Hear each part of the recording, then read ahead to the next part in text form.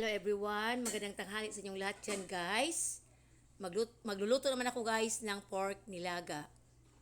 Iyan, inuna ko yung lemongrass nasa ilalim guys, tapos yung ginger or luya. Tapos guys, nilagay ko na yung sweet corn kasi gusto ng mga kids merong sweet corn guys.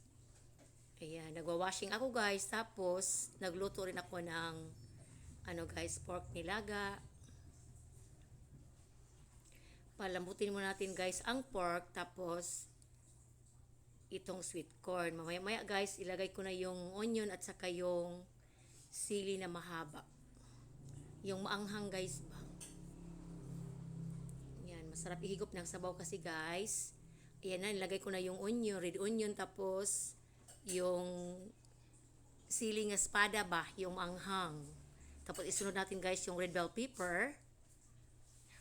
Ayan na guys. Napakabango ng ating pork nilaga guys. Umot-kay siya. At napakasarap nito guys. Lami joy kayo ni. Ay saba dong. Yan siya guys. Malambot na kasi ang guys, yung pork ba malambot na. Kaya ilagay ko na yung red bell pepper. Mamaya guys, ilagay ko na rin yung cabbage or repolyo. Ayan na siya guys, nilagay ko na siya kasi yung pork natin guys malambot na. Yan. Yan siya guys, malapit na itong hapit na ni siya ako guys haunon. Ayan, mahirap talaga Tagalog, nahirapan ako guys. Yan, kain tayo everyone, napakasarap ng ating pork nilaga. Yan siya guys, napakasarap ng kanyang sabaw. Yan, lamig yung kayo ang sabaw niya guys. Yan, malambot na ito siya guys. Pati yung pinalambot ko muna yung repolyo. Yan, kasi ayaw ng mga kids na matigas ang repolyo ba.